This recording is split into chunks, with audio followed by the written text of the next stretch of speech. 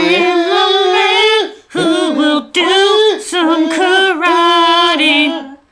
Oh, look at the video. We did it all for the glory of love. Wait, Am I close? did he make out with an Asian chick in the first one, or wasn't? Okay. Welcome to whatever. Hi. Madonna killed the podcast there for a while. We recovered. Yeah. She gave us a beat down. We were all very depressed. We're gonna try to recover with my famed mall walking list. Let's do it. I will define mall walking music and claim sole ownership of it, even though it's extremely subjective. But I did come up with some rules, because before I was just... Okay, so this all started... I spent most of grade school in the College Hills Mall. The College Hills And then years later, like around 2013 or something, on Facebook, I did like a song a day and put together my top like 16 or 17 mall walking songs. That was mostly just like strongest sense memory. And so I recently went back. Not much of it has changed, but I actually put some thought into it, like, and came up with some basic criteria for what makes a mall walking song. Okay. Cyndi Lauper is not on the list. Spoilers. She is in spirit. She's somewhere in the top 30. It's a little too fun for mall walking, don't you think? Okay. Here's my homework. What is mall walking music? This is my PowerPoint presentation. Yes! I love a good PowerPoint. What is mall walk? Is there a remote?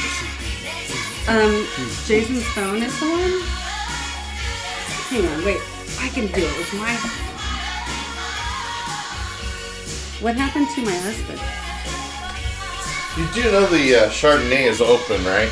No, I couldn't find any wine that was open. And I asked if there was any open wine, and nobody answered me, so I went and got wine. Francia is just sitting on the table there, wide open. What is mall walking music? Okay, yeah, we're podcasting. Oh, were we ready? So Yeah. You missed the backstory, which was how I spent the entirety of my youth at College Hills Mall. And blah, blah, blah, blah, blah. Okay, what is mall walking music? I would, the prime years would be 1983 to 1994.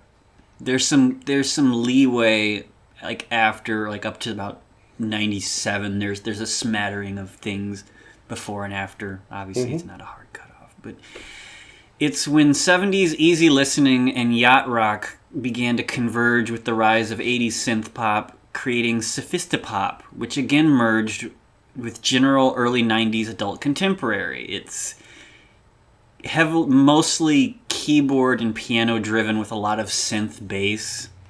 Has a general ambiance that tends to fill large spaces well, i.e. high production value.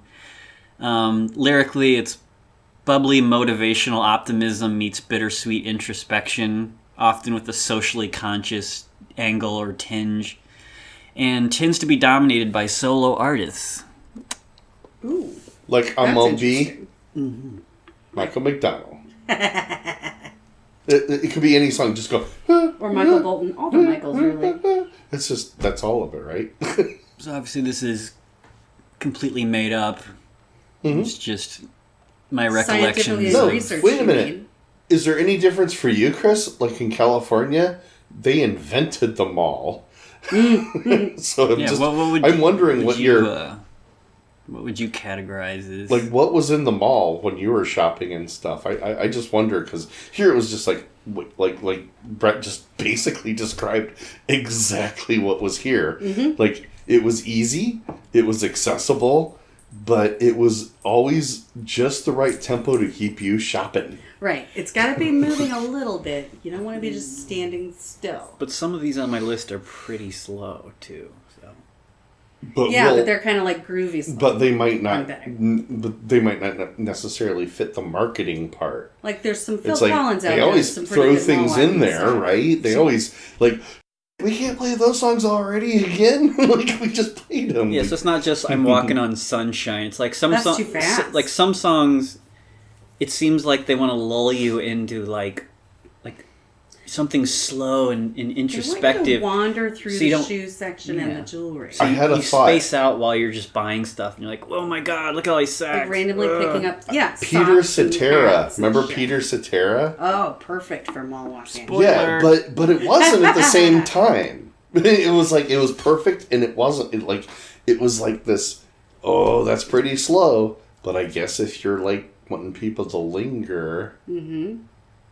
Like the department store muzak before I wasn't alive, so I don't know. Like when it became more common just to have pop music piping through in stores and malls and shit. But at some point Phil Collins won, and it was just him and no one else. Well, for a good 10 years, anything Michael McDonald did lead or backup on, if you hear him anywhere on it, yeah, he sounds great in a cavern. He is the perfect mall sound. Because it just carries and carries and carries. And I would put him... I would almost put him second to Peter Cetera because he had that just almost... The dulcet tone. Every time you start singing, you're going to fall asleep. It's like, fall asleep and start buying I don't know if we're like cherry picking from the list because we haven't seen the list. We're just talking. No. Any just general thoughts on your any mall memories, strong mall memories, anything not horribly traumatic that you can share with a listener? Not horribly traumatic. That's everything at the mall. Anyway, all right. Claire's. So there was the I spent time a lot of time at Claire's. So there was the I time. got my ears pierced. I didn't know Claire's was that old. There was the time I got cornered by the security really guard. Old. I'm really old. In a darkened hallway. All right, so strap on your Velcro shoes. And Nobody cares about that, so we're just moving on. Let's take a trip down memory lane at your he had local a big hat shopping on. mall. It was scary. So this is my top 19. I could not settle on 20. I will go through all of the honorable mentions. Go West, King of Wishful Thinking. I think the problem was that was on my whitest songs of all time list, and I just... It can't be both? There's something off. I don't know. Like, it's almost perfect. There's just some... Next is Krista Berg's Lady in Red. It's perfect in every way except lyrically. It's too romantic and sexy. Wang Chung's Dance Hall Days. Donna Lewis's I Love You Always Forever, but that's a little too late. The Force MD's Tender Love, which is damn near perfect, but it's mostly a vocal group type of thing with no... I don't know. I can't identify what you just said. real What was beat. that one? Okay. Got it. Thank you. But That's what I needed. Do you have any on the list that were like up-tempo things? Because I do remember... You'll find out. being very surprised to like hear certain things when I was at the mall. Like that Dead or Alive, you spin me right. Perfect timing. And it was like... That's why one that I've always tried to shoehorn onto my list, it's somewhere deep down the list, but out of left field, is Filters Take a Picture. Yes. Okay. I remember when they crossed over, and it was just like me as a grunge liker went. Yeah, I thought they were totally a pop band to begin with, yeah, so I don't really understand why people are calling them crossover. Perfect grunge music. Just like. But again, it's a little too late to make. It's a little and... too. It was like 97 or 98 when that came out.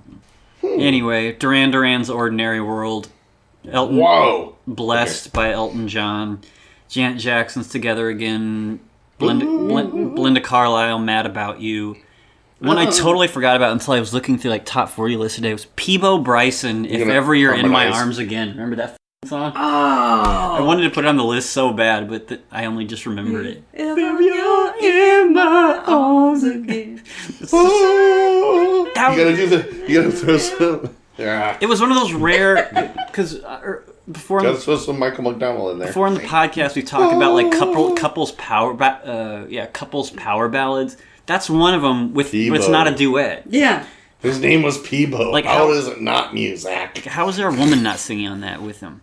And Whitney Houston in general, Prince's Diamonds and Pearls, and Hero by Mariah Carey. I really tried to find a Mariah Carey one because she just she's on the list. They're on there. She's in the mall all the time. Mm-hmm. But how do you pick one? Yeah, or there's not one standout. That's why she's just getting a mention anyway. All right, to the list. Okay. To the list. No. I'll go through and read my little snippets I wrote for these. Here's Heart. These Dreams. I don't think I wrote anything for them because I don't think they made the original list. Yeah. This f***ing song. I've been transported already. Uh-oh. I'm wandering around JCPenney's. I can't find any slouch socks. I can name every store that was in the College Hills Mall. And where. Where was Lock, Stock, and Bagel? Okay, so this... I have never once eaten at a Lock, Stock, and Bagel. Hold on, watch this. Look how hard she's rocking out. Is that the blonde one? Yes! That's what she does. That's her thing. To the slowest beat ever. You don't understand Heart if you don't understand what's going on here. She's the hot one. This was Heart's sellout. We're just going to buy music phase. They just bought these from those Scandinavian dudes that wrote. Swedish man noodled on the keyboard for him, and they pretend. Why are there ninjas in the videos too? What I do is I sit in my sauna and I write the lyrics and I make the hits. So I have to preface this by saying, as snarky as I get, I like all of this, and or love all of the songs on this list. No, this is not an exercise in ironic liking things. No, the song is super cheesy and doesn't make any sense, but yeah, I never did quite understand. What is he playing? Are we talking about she's just living a whole other life in her? The blonde chick is supposed to be the hot one, right? Uh-huh. Like she's thin and she bounces around all the time to not even in the tempo of the There's song. so much hair and so much clothing. Who can I don't know. I always had a crush on Ann Wilson. But anyway, that's neither here nor there. Mall walking. What makes this a great mall walking song?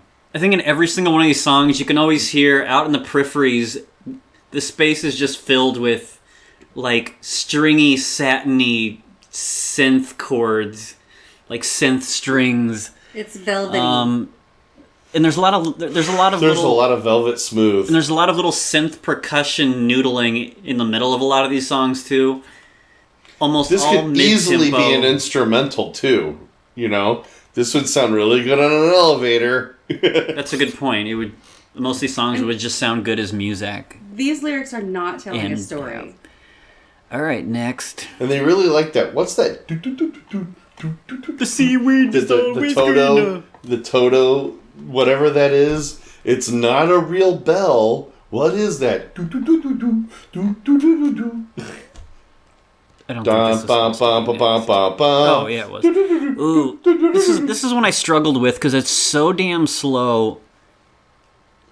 Okay, what's up next? Here we are. Here's Double, the Captain of Her Heart. This is a lot of saxophone. This was like the height of sophistopop.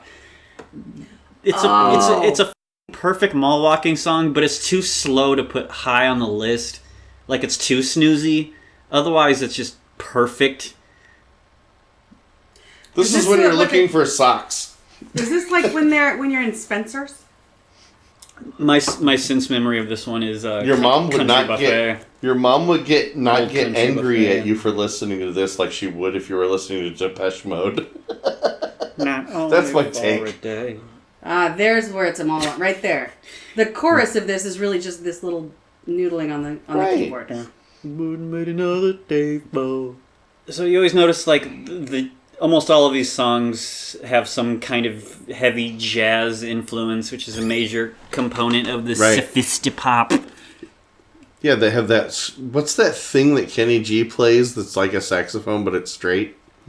Tenor or alto sax. I always get them mixed up. But I'm just saying, that's what this is, right? That's not a real sax. Yeah, because like that's some high-end thing, like high like Sting uses that a lot in his solo career. But you hear what I'm saying, right? That just like, that's just every mom of us just going, I need to buy more bras. Something. Like, why? Why does this work? But it works. Ooh, you know where you hear this? In the nail salon at the mall. Oh. Would you like to upgrade? Yes, I would like the paraffin dip. Yeah, but I mean, only in this era could you get away with pop music this snoozy. It's great. Again, It's like the lyrics really don't make a lot of sense. No, it's just they're not important. Yeah. It's well, like, I mean, 200 years ago, you had somebody playing a fiddle just to detract from the smell of the pig in the next room. So... the general sleepy atmosphere of it helps create the sense that the mall is this nice, safe place where you can go to instead of school. School. Number 17. Probably the... Oh, right. Is this another hallmark of a mall walking song that it's really done, but it goes on for 2.5 more minutes? That was a long-ass song we skipped. Here's... Yeah. Oh, I've heard this one before. Level 42, Something About You. This is probably tied with... What year is this? It's tied with another sophistopop song on here for, the height of that subgenre of 80s. This had to be at the This is 85. Yeah, I was going to say, this has to be heading towards the zenith of mall. Oh, yeah, I forgot to give the years. The last song was 86. Hearts, These Dreams was 85, so we're both... Come on, Mom, get in here and buy some more socks. Is it me, or is the mall walking in general a little bit skewed toward the male singers? I'm not trying to pick a fight. I'm asking your opinion. Not really. It's pretty half and half. I mean, my list is half and half, but... Okay. I was just thinking it made sense to me that we've been just listening to male singers. Well, we had a heart. Well, women are shopping and they want guys to croon to them while they're... Right. Well, yeah. How I got there in my head was just like, again, with the very smooth, dulcet tones of some guy with this particular vocal range. Yep. And like Heart has like this, it's more jarring and it's not quite as silky. Like, I think men have maybe the right kind of vocal range for to the get kind you of to thing buy we're talking things. about. Maybe. If there's definitely a science behind what they're playing at the mall, or there was. I notice when you're at a higher end place now, they play the music a lot louder. Mm-hmm. Is that Donna from Beverly Hills in this video? Because I think I've complained about it to you before when I'm like, I take my grandma to the grocery store in the afternoon. I'm like, why is the music so friggin' loud? Because they don't want you to notice there's nobody there in the afternoon. That guy is kind of unfortunate looking. Am I wrong? Yeah, he looks like a sad clown without the makeup. Oh, my. So if... Oh, and he's dressing himself like a clown now. Okay. Like, if I could dissect music in any kind of meaningful way, I'm sure... I think, like, most of these songs are probably in, like, the same weird sonic palette or, like, the same frequency or something, because they all sound the same. Maybe it's just the synth bass and, like, the smooth kind of ambient harmonies but I don't know. Next. I had little snippets written about some of these. If we get to them, here's the first one. Here's number whatever. Desiree, you gotta be. Oh, Desiree. Oh yeah. Desiree, don't know anything about her. Super duper one hit wonder, came and went. Where's my? I want to Google that because I think that's not quite true. I think she might have been part of a group. Well, I did have something written. This song, what is this called? Because it makes me feel like I'm trying on clothes. Desiree. Desiree. You gotta try on these pants. Okay. You gotta try on these shoes. You gotta try on this shirt. Pretty much. All right, here's the This is snippet. for strong women shopping at Cato. Here's the snippet I wrote on Facebook a long time ago. I was thinking that, what's that thing in our mall that still exists? But yeah, Cato. Pretty much. British. But what the hell is that one? It's not Structure anymore. They changed the name of it. But it's the one that only has clothes up to size 10 on women. And they don't have pants that would fit any guy bigger than like a 30 waist. What is that one? Because we walk by there and I go, do you want to look in there? And you always go, no, I don't want to look in there. I'm not 19. What the hell is that one called? You That's remember? not the limited? Victoria's Secret? Sure, whatever. Express. That doesn't matter. You Gotta Be is a tune that says, hey, this is funky, but I'm not confused or threatened by its beat. Yes. And it's uplifting too in that vague, whitewashed, sort of inspirational way.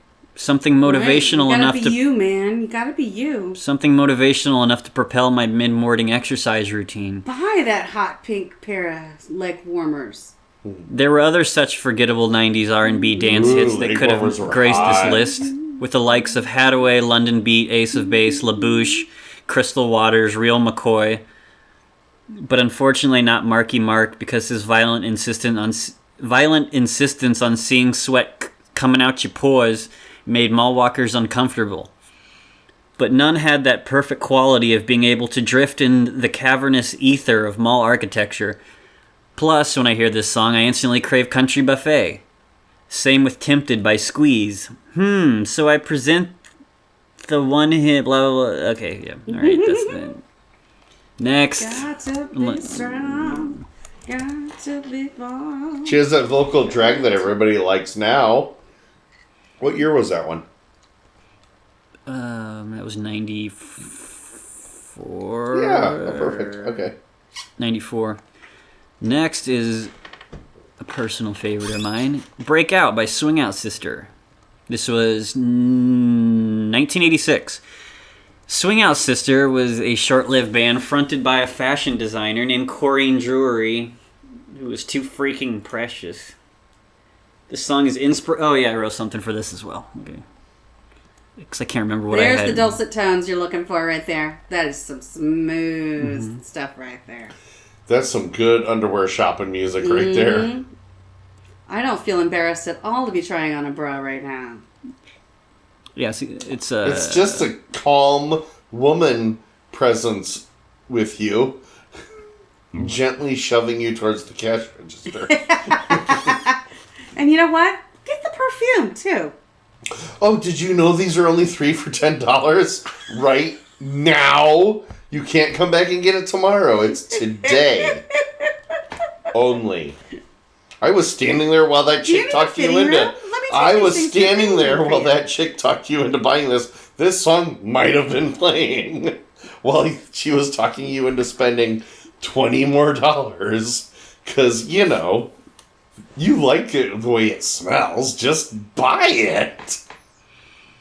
Breakout by Swing Out Sister is, in my opinion, the finest representative of a genre whose sole reason for existence is to fill the air of public spaces with sound, kind of like Brian Eno's later Music for Blank series.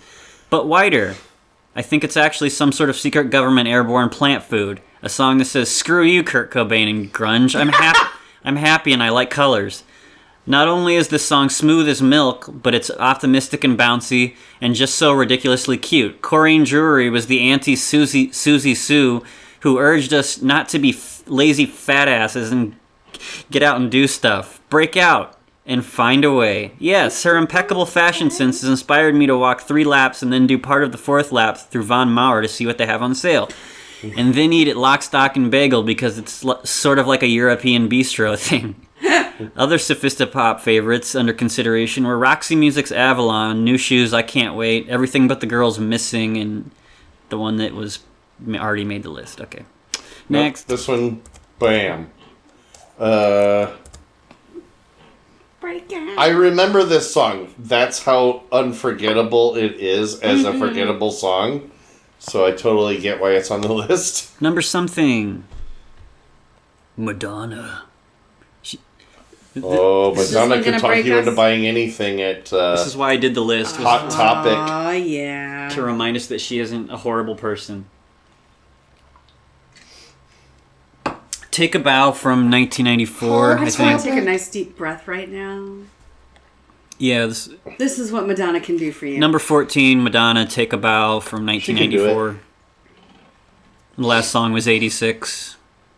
All right, what did I have written for this? Madonna I love always- this damn song. Madonna always wants to give you Look how everything. she had a great rack in this video. Why are Okay. we looking at her abs? Okay. Madonna's Take a Bow won by a margin of 0.0001113%, barely beating out Paula Cole's I Don't Want to Wait. The extra points were awarded for one, being released almost 3 years earlier, and two, okay, this is mostly irrelevant because I wouldn't even put that song on the list now. So You think? nah, Paula I mean, Cole's, that's a mall walking song. Like, I was It- actually going to ask about that earlier, but I couldn't remember the name. it would be somewhere. I put it, in the top 30. But all right, and thus blah blah blah blah. I'm almost sure that Take a Bow isn't technically music, but is in fact a vapor. You can actually sleep on this song. It was Madonna and her well-behaved adult contemporary Evita guys that would produce such classics as I'll Remember, Frozen, Don't Cry for Me, Argentina, and that one song from the Dick Tracy movie. Songs that are merely suggestive at worst, a 2 on the sexy meter, and that can be played on near infinite loops in public spaces, much like Phil Collins or Sheryl Crow, who would later take the crown as Queen of Vanilla Rock. Yeah. Out of all the songs on this list, this one's probably had this blah blah blah blah blah blah. Yeah. Is that the guy she eventually married for a while? Yeah, for me, College Hills Mall, I remember like Tilt and A&W. For some Yes. reason, this song would always play when I was around there. All right, any thoughts on this song? This redeems Madonna. Yes, we forgive you, Madonna.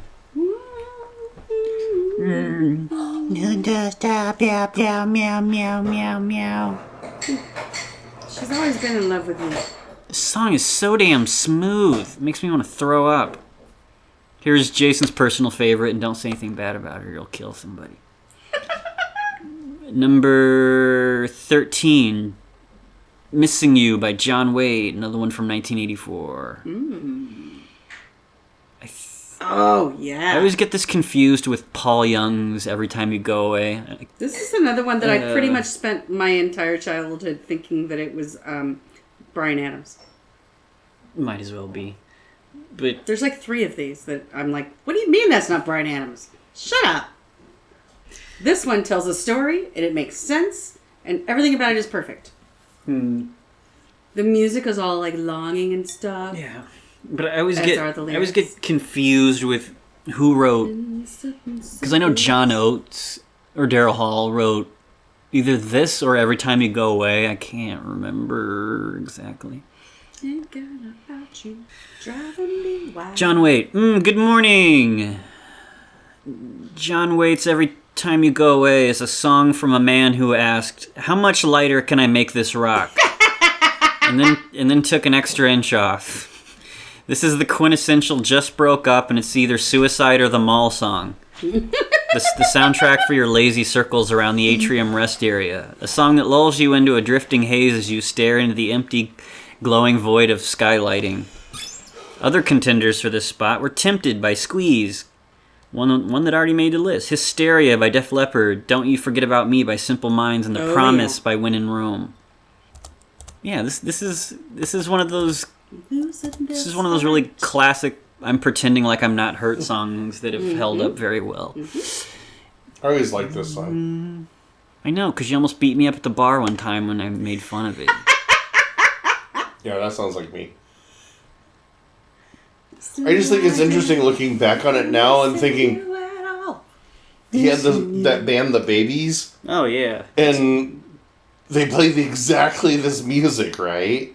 And then they break up, and he just goes on, singer, just goes on, and it was so easy to just go, we can keep making that music. You don't need that band. It's like, this can all be recreated by computers and. What was it? In the 80s. What was their main hit? That was a great song. Babies. Was it Please? Was it Go All the Way? I just gotta respect anybody who can write a line like, "If I can't bridge this distance and make it work." I ain't missing you. Isn't it time? It's one of those, like, I can't hum it. I love it. Offhand. It's completely opposite of what he's saying. I love that. It was like the first song I ever heard when I was a kid, where what he's saying is exactly the opposite of what it really is going on. It's a great song. Number 12, the horn, the Bruce Horn. 1984 is The Way It Is.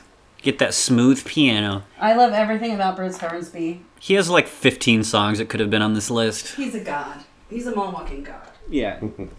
Like, he just has smooth in the marrow of his bones.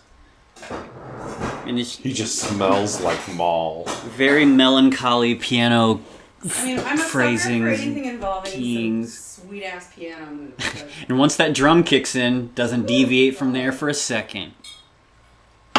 He was well trained. That kick-ass synth bass line, though. Okay,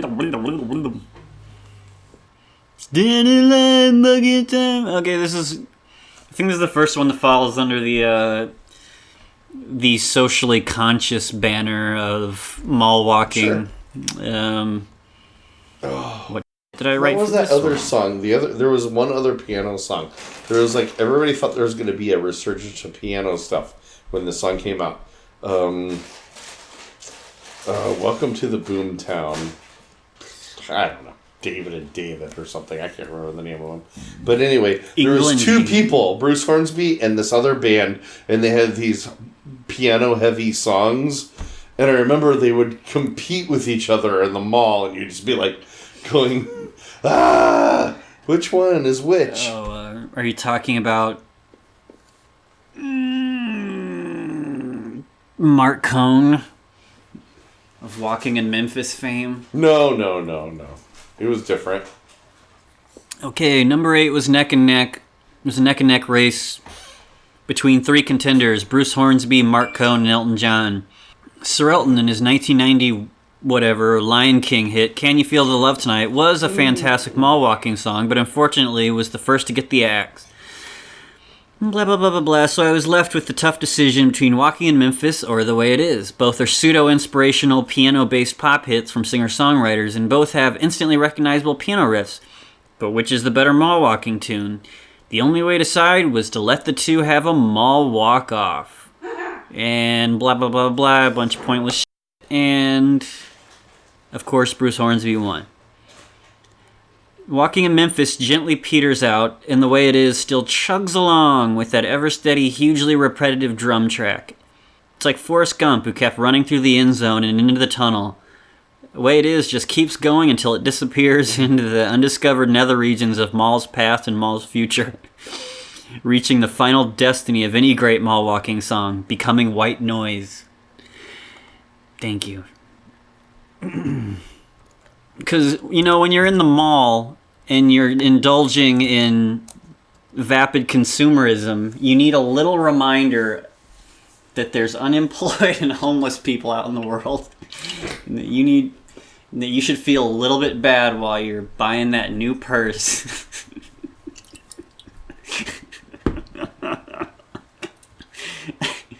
You'd think it would have the effect of making people feel bad, but it doesn't. It makes you want to buy more shit. It's just so relaxing to realize that I'm not the homeless person. It says, "I did my good deed today. I listened to Bruce Hornsby. I tipped the waitress. It's fine." You're like, you know what? That's not just the way it is. Here's 15%. Next. Okay, the best song ever is coming on. Seriously. I heard a snippet and I'm really excited. Anywhere.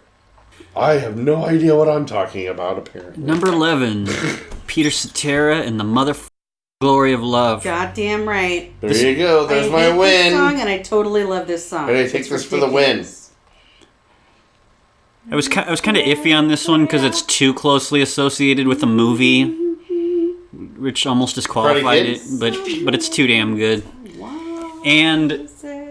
And David Foster, that Canadian super producer jackass, was responsible for like a huge brunt of yacht rock and the mall walking music. So still pretty sure this was written by a Scandinavian.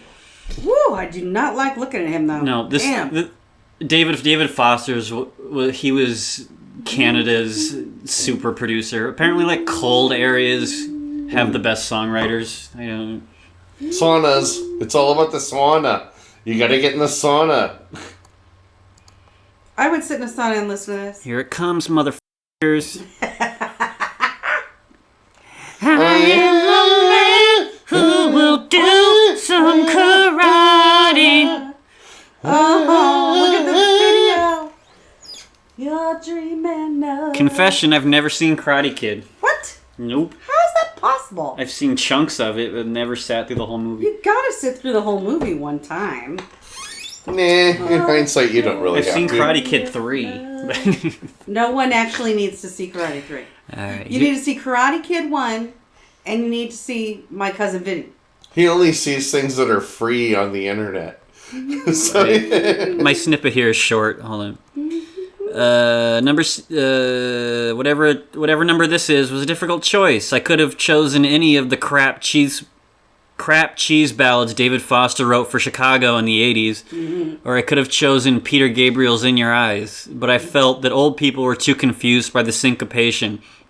So for the last spot, I chose the schlockiest of them all, a song that makes you feel like the Karate Kid as you master those slight inclines near Montgomery Wards and bravely trek past the enticing sense of Fannie Mae. I can't wait to sing this for you in karaoke, Chris. We did it all for the glory of love. Wait, wasn't... Am I close? Did he make out with an Asian chick in the first one, or wasn't... I'm not sure this song is from the first Stay one. the night. There's room in Oh, no. Is this like a Eye of the Tiger thing, where it's from the second one? Yeah. Holy... Yeah. Damn it, it's like Eye of the Tiger.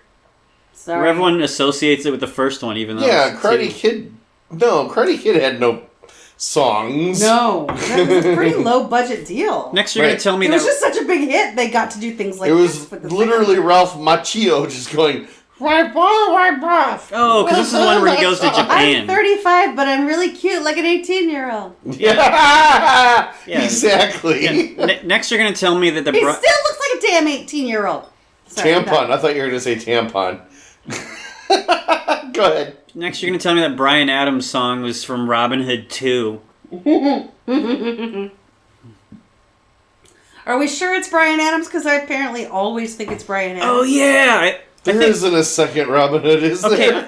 Yeah. Okay. I've seen 2 because I remember that little thing with the balls on it where they're like do do do do do. Yeah, because they're in Okinawa. Number 2 is the really stupid one with what's her face. No, they try to be really Hillary deep. Did it all no. for love. God damn it, no. It's No? got that Chinese chick that ends up being on the CBS show. Is Hillary Swank in 3? Yeah. All right, She is the Karate Kid in 3. Yeah, sure. Glory of Love, 86. So a lot of like these songs Hillary are just kind of grouped in between 84, 85, and 86. But Okay. turn your head that way. I can't see that far. Here comes a fucking surprise. Okay, surprise. Your Ball personal walking. favorite.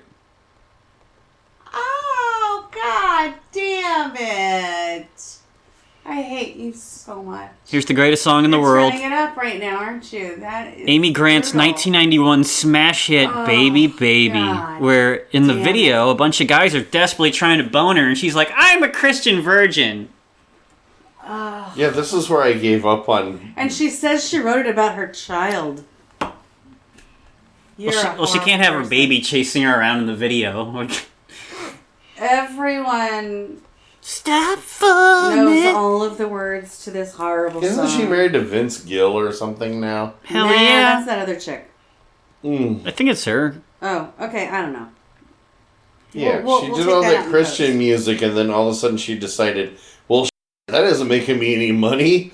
Did she really even do any Christian music? It was just, she did stuff like this. Are you serious? She had 11 Christian albums. Come on. All right, we got to speed through this here. Woo. All right. You're not going to torture me with, God, I hate this song so much. Okay. And I'm going to be hearing it for the next 5 days. God damn it. I just got it out of my head after that wedding we went to. I started to make fun of it, and Jill was like, oh yeah, I love that song. I'm like, right. Shut up, Chris. Number 10's Baby Baby is a personal favorite of one Chris Kinnear. And perhaps the greatest of all bouncy mall-walking anthems. God damn it, it is one of the greatest of all mall-walking albums. It's the baby bouncing. Like, how high can you bounce your baby? Synth bass line, check. Earwormable. That would have been a better music video. Synth bass line, check. Sparkly or repetitive string synth riff, check. Harmless romantic optimism, check. This piece of fluff has it all. Yep. Usually I don't factor in the video, but Grant gets a few more bonus points for her Elaine Bennis line of 90s wear and complete inability to dance. Really, there's not much else to say. I associate this with malls like I associate 7-Up and tomato soup with the flu. It just is. Anybody who's ever watched Footloose knows accurate. Christians don't dance. You can spin around by yourself. Ugh. Number 9. This is my nightmare. One of my favorites on the list. Vanessa, the greatest human being of all time, Williams, Save the Best for Last from 1992. Last song was 91. Respect. 92. Synth bass line, check again. Sparkly keyboard, check. She's basically just perfect. Oh, she is very pretty there. Oh my goodness. Number 9, Vanessa Williams, was at no point not under consideration to be on this list. It's Vanessa motherfucking Williams. I think she was actually offered the U.S. presidency in the early 90s, but turned it down because she had other things to do. It's wholesome to the nth degree, smooth as silk-covered silk. Anyway, that blah, blah, blah, that's all I got to say. It's the second greatest mall ballad of all time without question. The words of the prophet were written on the Bergner walls. Other possible considerations for this spot were Berlin's Take My Breath Away, Cyndi Lauper, Time After Time, Kim Carnes, Betty Davis Eyes. All right, I'm going to fight you over whether Cyndi Lauper should have had this instead of Jessica Williams.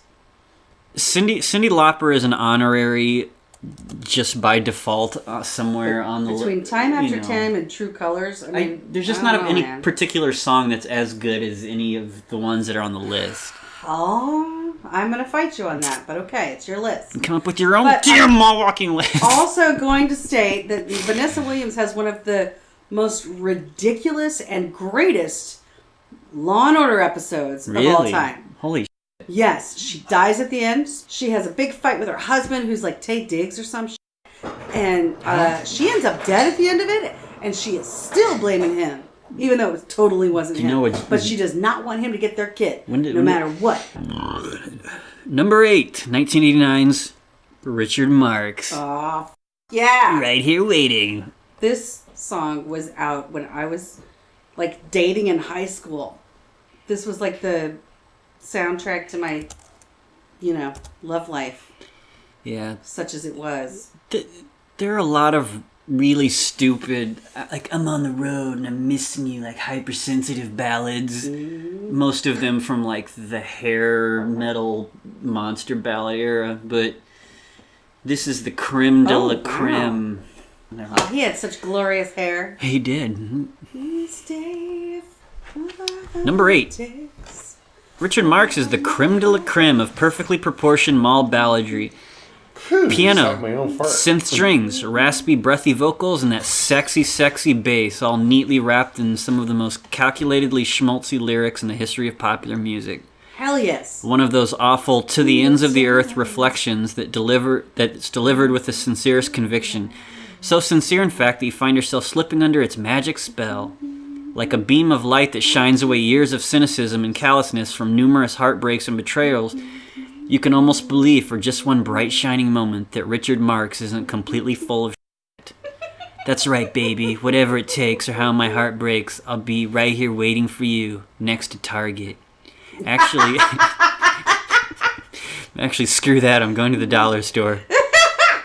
Slight considerations for the spot were also given to Uncle Jesse and the Rippers cover of Forever and basically every hit from Seal's second album. Next. I love him. Number Mall 7. walking, I'm just saying. Oh. 1983's I wasn't True by anti- Spandau. This song makes me so happy. I'm going to say, you're probably going to top this somehow, but... And it's funny because it used to be a little bit more down the list. That was a big mistake. Everything about this song is great. We haven't said what song it is. I did. This is another one where the lyrics don't make a ton of sense. They're just words that are next to each other. I've tried to make sense out of it. And I bought a ticket to the world, yeah. but now I've come back again. Sucked Yeah, in the this 80s. song is almost like it's written by somebody who didn't speak English as a first language. Yeah, like almost like a aha. Uh-huh. I'm pretty sure they were Like British. the hurricane. Yeah, I'm 90% sure they're a British group. That doesn't mean they spoke Spandau English. Ballet is this, yeah? They could have been from Manchester.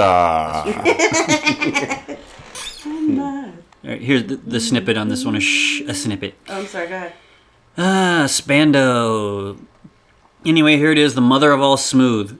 A song that even muzak is jealous of. Elevator music bows to its innocuousness.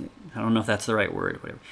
It's a heavenly blend of old and new, like a sexy new wave Sadie Hawkins dance reminding old people that their glory days are no longer relevant anywhere but the mall.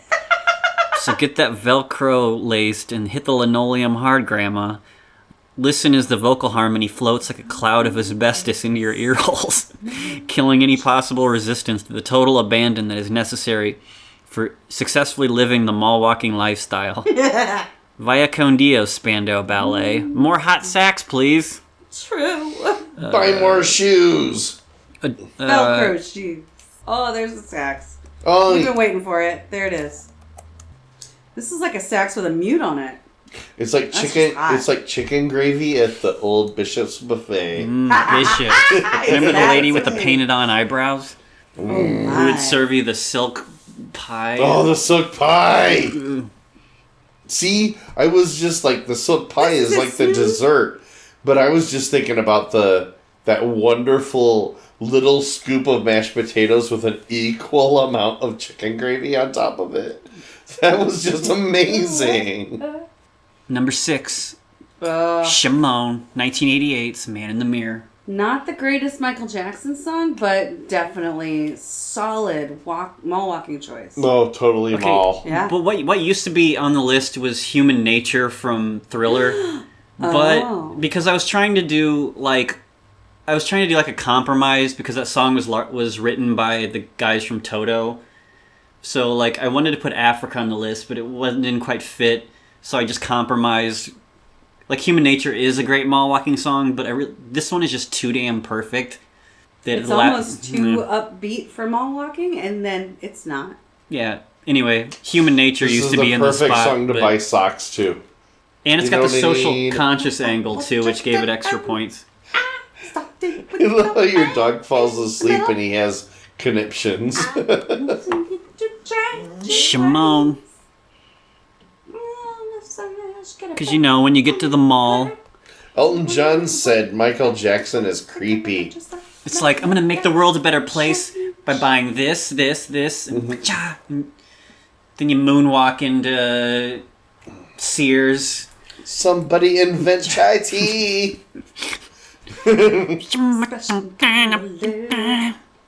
I'm talking with the man in the mirror. I'm asking him to change his socks. Buy Or his new pants. socks. In the world, a better place. Take a look at yourself and change your shirt. There's so much fluff or nuttery in the production of Human Nature that I just want to float on a cushion of air to the plastic shrubbery section of Hobby Lobby and nap for a few years.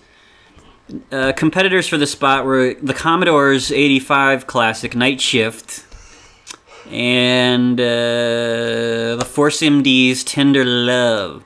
It's dramatic because they change the key when they say the word change. Is that what that is? Mm-hmm. See, it's about conning consumers into believing or at least hypnotizing consumers into thinking that they're making the world a better place by buying a few extra bags of unneeded You need this birdseed. because, like, someday it'll end up in a thrift store, and that'll sort of be helping the less fortunate, right? Toppins. Let them know Next. it's... 1985. Oh, TFF. This is my Chris's jam. Everybody wants to rule the world. Chris, jam. are you jamming right now already? So jamming. Is this the long version? Because if don't this know. is just the single version, you're... Do you know? Okay, She I will have, smack you I like have a bitch. fucked up memory for you guys. Ready? Welcome No, to no, your you gotta hear life. this. Tears for Fears comes out. They're the best album of all time for a minute, right? I'm all about it.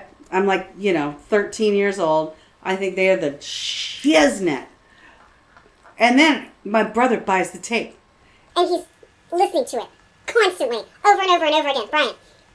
And he's like, "Yeah, I'm gonna do this song for our Christmas, our annual Christmas like little talent show thing that we do at our house." Yeah. Because we were douchey like that. We were that bougie. We had a little talent show, and he was gonna like lip sync to this and do a whole like dance routine to his parents shit to this song. Did you throw a wig like? Yeah. And I was just pissed because he had the album I wanted. Guess what I got for Christmas from my brother? The tape they listen to over and over again until... For hours on end, for weeks before Christmas. So you got like a warped version of Yeah. songs from the Big Two. He Only listened to it 9,000 times. I don't know what you're talking about. He like won the Christmas thing, the talent show, even though my piano playing was stellar. And then he gave me the tape the next day. All right, number 5 was a very... We're gonna edit all of this out. Yes, it was a very difficult competition between Wang Chung's and Wang Chung's dance hall days. And as much as I desperately tried to shoehorn dance hall days onto the list, I couldn't make it work. You can play it at the same time? Probably could make that happen. But Yeah, you don't know how to mash things up. That's alright. You're Dance old. Hall Days. This is song a good is song. lyrical ambiguity at its finest, a song that very nearly rocks but remains true to the 80s smooth. A song that, to quote my sister, lulls you into a coma, hypnotizing you until you stop thinking about how much your life has been spent shopping, using a shopping mall as a workout club. Listen for precisely the 2-minute mark of the song when it drifts off into the land of fluff and actually warps your brain into an amalgamation of Febreze and Snuggle Bears. It's that magic moment of waking sleep that even the greatest of mall walking tunes could only hope to achieve. Here's number 4. The greatest song of all time. Human by the Human League. Yes. 1986. This is perfection on vinyl. Ugh, This might be the smoothest song of all time. it's terrible. Yeah. Please forgive me. I hate it. Those tears I cried aren't tears of I mean, pain. are we really supposed to feel like shopping when we hear this person Rounded- talking about their horrible breakup? Yes. Why does that work? Look at that great eye makeup. Yeah. That lipstick, the lip gloss, my God. This one hurts me. Please I forgive just me. Right, are we supposed to feel bad for him? Because he totally screwed around on his girlfriend. Or Haven't you boyfriend heard the or end of whatever. the song? The twist ending?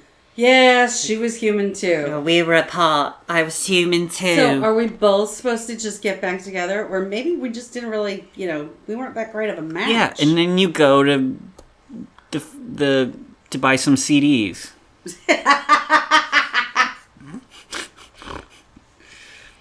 Okay, what number is this?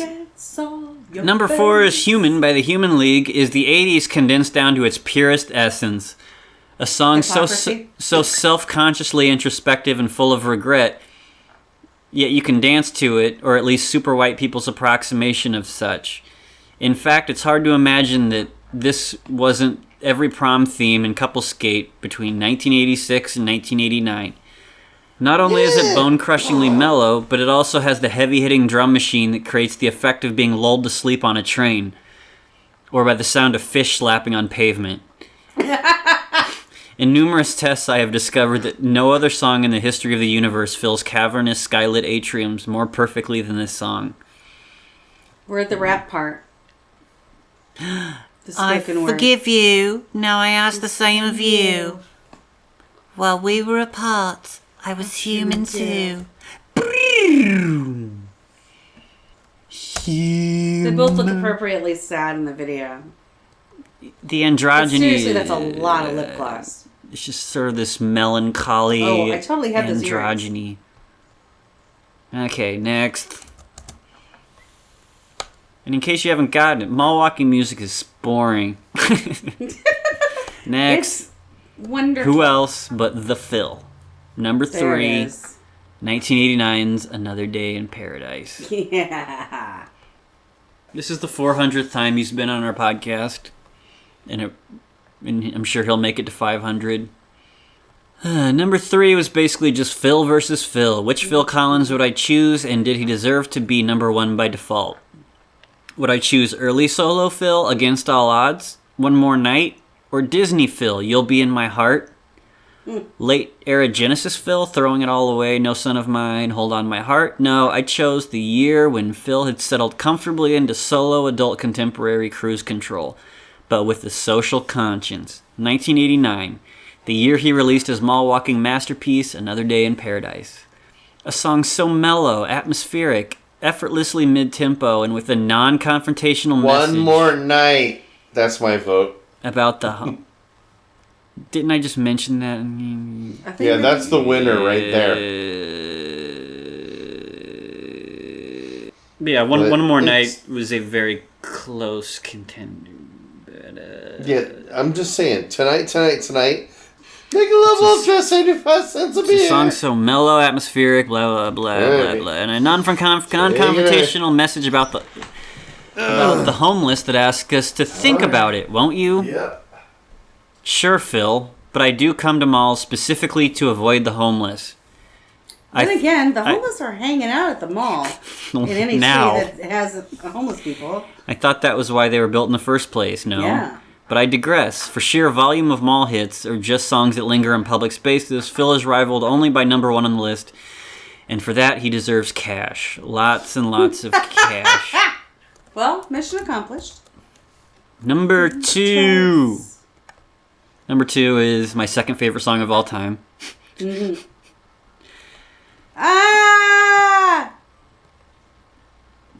It's got Dr. House, John Malkovich. Oh my God, that's right. It does have Dr. House. Annie Why Lennox. does it have Dr. House? 1992. Walking on broken glass. What is Hugh Laurie doing in this video? God, I love her so much. Look at her face. I know. She looks She like... was so angry when she made this album. How come she... Was she like desperately trying to audition for an Anne Rice movie adaptation or something? That has to be. I heard this song 40,000 times at the old apartment that Jason shared with his brother Brenton. Brenton played this on a loop for like a year. The whole album. So Hugh Laurie is this asshole that she's trying to reject. Number 2 has always been a personal favorite of mine. That trademark string section and piano riff. Annie Lennox spot-on vocal performance, a Neil Diamond-esque verse build-up to a killer hook. Initially, I thought of having Meatloaf's I'd Do Anything for Love on the list, or the equally bloated Total Eclipse of the Heart, but realized Walking on Broken Glass achieves the same effect with much less fuss. It feels epic, but gets to the point much more quickly and without hassle. Most important of all is that it reaches a certain power and intensity without ever leaving the realm of mall-walking background serenity.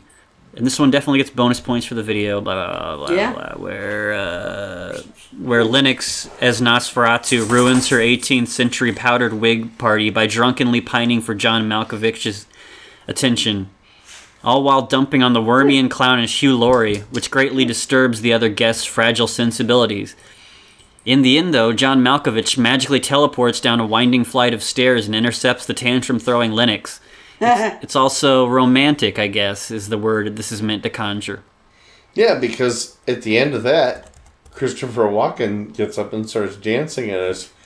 That'd be sweet if you bled through the music video for Weapon of Choice. Yeah. He's like, who's walking on broken glass now, bitch? Do you know this song only got to number 14 in the US. That's a crime. That's just ridiculous. It's a crime. And number one, I'll let you down. who the f*** else? Barilla marinara sauce. It's so good, and you can slather it all over and your I am junk. so anticipating. I'm really, I'm you really ever- pissed off that there's a commercial right now. Have you ever had a raccoon lick marinara sauce off your junk? Hey, Maria, that could happen. Number one, Sting, If I Ever Lose My Faith in You from 1993's Ten There's Summoner's so- Tales album. So many Sting songs you could put at number one. Sting, You know when Sting can afford to have somebody with a harmonica going, ho, ho, ho, ho, ho, ho, ho, ho. Sting is the Michelangelo of mall walking music. He's the king because He he did- has all the money. He can do whatever he wants. Speaking of It's king, amazing. The Wrapped Around Her Finger song, the King of Pain song, these are all incredible mall walking songs. I don't know if Phil Right, Collins when he had would enough be- money to just say, I want this to happen. This is the pinnacle of that. I don't know. Who's a fat clownish Cato. figure from... The guy that sits there and goes, here's some toilet paper to wipe your butt after you poop. Hell yeah. Number Thanks, one. Cato. Why Sting? Well, for starters, he could have just as easily been given an honorary top spot for such classics as Every Breath You Take, King of Pain, Fields of Gold, Desert Rose, All This Time, Englishman in New York, Be Still My Beating Heart, Fortress Round Your Heart, Wrapped Around Your Finger. All of which could have potentially been number ones, but no. If I Ever Lose My Faith in You stands firmly on its own. Jesus. Ugh. Even if this were the only song Sting had ever written and recorded, it would still be an obvious choice. And after carefully reviewing the data, smooth ability, mellow quotient, lyrical ambiguity, atrium fillability, walkability, and snozberry-liciousness, I have discovered that this song is indeed the absolute pinnacle of mall rock. It's a song so awesomely middle of the road that it's like Sting doesn't give a crap whether anyone is actually paying attention. He just sort of sings when he feels like it, letting you sit to contemplate the sparse lyrical content that occasionally drifts by like billboards on a lonely highway. Not unlike Robert Plant's In the Mood. It just is. Like the alpha and omega of ethereal mall pop, Sting has achieved perfect atrium zen. And like the Is It Real indoor greenery being fed by soft lighting and small white circular pellets, it is alive but unremarkable in passing. Look close enough and you will see a complex living thing. Same with this song. It can be as deep or as superficial as you want it to be. An attentive listener will be rewarded with a tune surprisingly rich in lyrical and instrumental intricacy. Remain at a distance and all you'll hear is a song, lush background music invading your subconscious mind as you stroll one more day along the air-conditioned hamster wheel. Final paragraph, sorry. Thank you for indulging me, by the way. I just needed to get this out into audio form. I love it. While walking through a mall on the film True Stories, David Byrne once said that shopping itself has become the activity that brings people together. And here, the music's always playing. People here are reinventing their own belief systems. They're creating it, doing it, selling it, making it up as they go along, end quote. So what better way to celebrate the modern cathedral, the religion of the 21st century, than with a song that lets us fill in the gap and decide for ourselves who exactly you might be. And that's all of my mall walking bullshit. All right. Rate my list. Be as harsh as possible. Nope, it's perfection. I'm 7. going to rate my original list, which... a 10. This one gets an 11. I don't know. Whatever. Anyone? Any final thoughts? That's it. I miss mall walking. I know. It's going to be completely Malls- extinct soon. Not having malls is just stupid. Because where are you going to wander around anymore? I know. Married couples or dating couples, like, where do you just wander around now? Like, just There's always going to be stores. talking to each other or whatever. Why do developers think that people don't want to walk indoors anymore to get to shops? Or is it just not convenient? Like, I need to park directly in front of the door of the place I'm going to or else I'm not going to go. People No. ridiculous and lazy. I feel I'm too old to answer that question. I mean, I'm pretty lazy, but still. Well, I don't get it. let's get the podcast really rich and successful, and then we can build our own mall. Yes. And we'll just... We'll have an old That is school our mall. That Where people can come back to my old school mall. of the plan. It'll be like a 1/10. They'll have a J.C. Penney's and an ice cream shop. Yeah. And a Woolworths where they serve shitty food and sell you clothes made out of plastic. Woo! We'll build a 1/10 scale of the College Hills Mall. We'll put a buffet in there, and then Well, you are record not store Walt and a Disney. buffet. You do not understand how this is supposed to work. It has to be 10 times bigger. With rides. Yeah. That's very adamant. All right, everyone sign off. I give it 6. No, just say goodbye. Welcome to Talking Over Albums. I'm And- 35, but I'm really cute like an 18-year-old.